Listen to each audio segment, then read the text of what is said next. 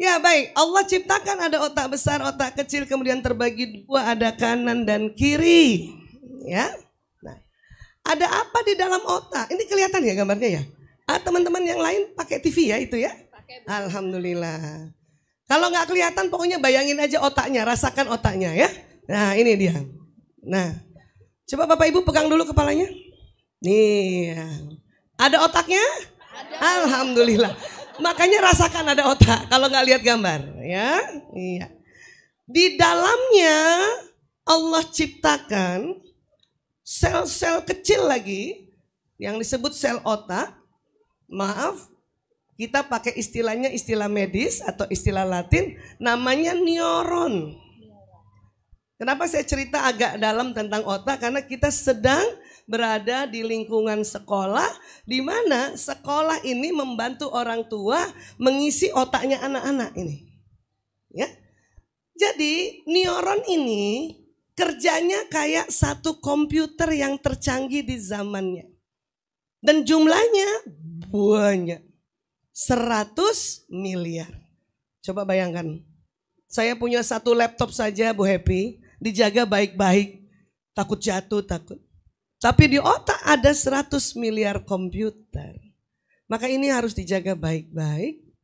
Ya, hati-hati kalau ibu atau ayah kesel sama anak, tolong tidak ganggu bagian otak ya. Karena pada saat maaf, ditoyor aja, tahu ibu ditoyor ya? Orang Betawi bilang ditoyor ya. Hati-hati tuh, ada berapa kabel nanti rusak. Apalagi kalau dipukul bagian kepala. Rusak nanti ya. Kenapa? Karena otak anak sekarang itu jauh lebih canggih dari otak orang tuanya. Saya lahir tahun 60-an, 68. Bapak Ibu yang lahir tahun 60-an ada? Coba angkat tangan. Bapak, Ibu, Ibu. Cuman tinggal 4. Sudah mulai punah. Astagfirullahaladzim. Yang lahir tahun 70. Oh banyak 70. Bapak 70. Bapak otaknya lebih canggih dari saya Pak. Karena semakin baru semakin canggih. Bu Happy lahir tahun berapa? 82, lebih canggih lagi. Yang lahir tahun 80-an mana orang tua 80-an? Oh canggih tuh. Dibanding kami yang 60-an. Yang lahir 90-an. Allahu Akbar, lebih canggih lagi ya, keren. Yang lahir tahun 2000 tapi sudah hadir di sini ada?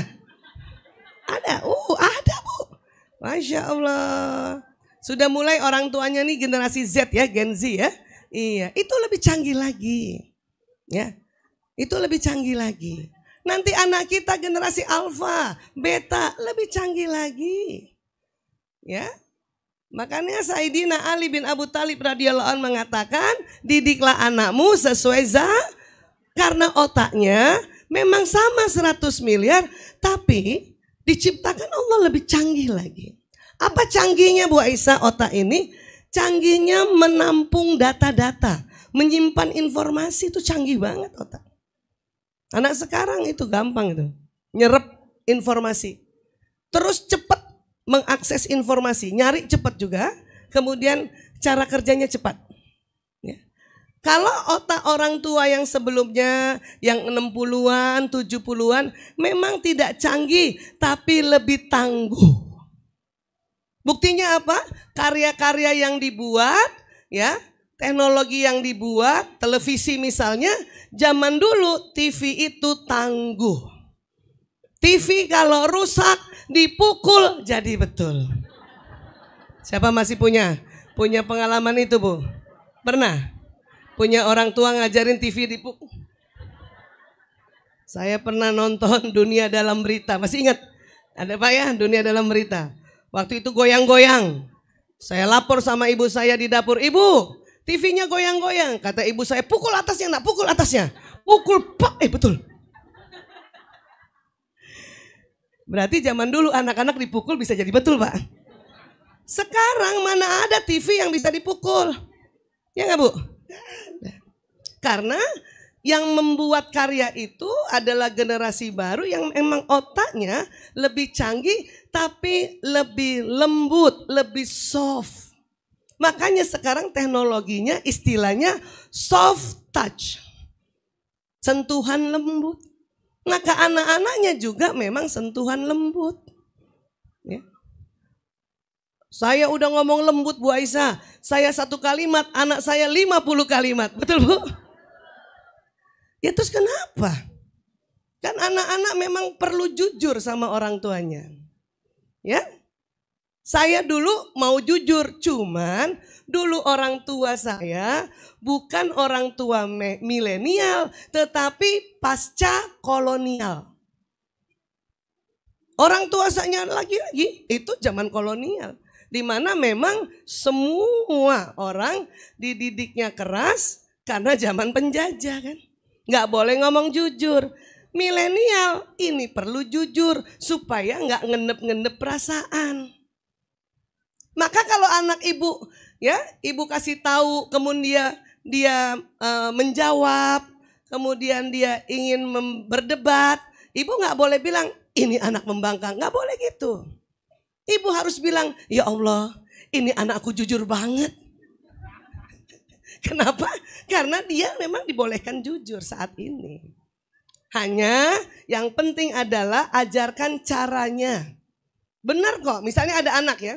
Anak saya aja Pak, yang bungsu, saking saya sering ngurus narkoba, dia pernah bilang sama saya, Ibu, aku gak suka sama ibu. Dalam hati saya, ya Allah, jujur banget anak ini. Itu benar kan? Benar. Tapi tetap harus diajarkan caranya yang baik dan pantas. Karena saya ibunya. Waktu itu, saya duduk begini, anak saya ngomongnya berdiri. Itu tidak pantas ngomong ibunya di sini dia berdiri dengan kalimat yang benar tadi sebetulnya. Maka ajarkan cara baik dan pantas. Ambil kursi nak, begitu saya. Ambil kursi duduk. Kalau sampai nggak ada kursi, suruh duduk di bawah Bu. Atau duduk di bawah nak gitu. Baru saya tanya, kenapa nak?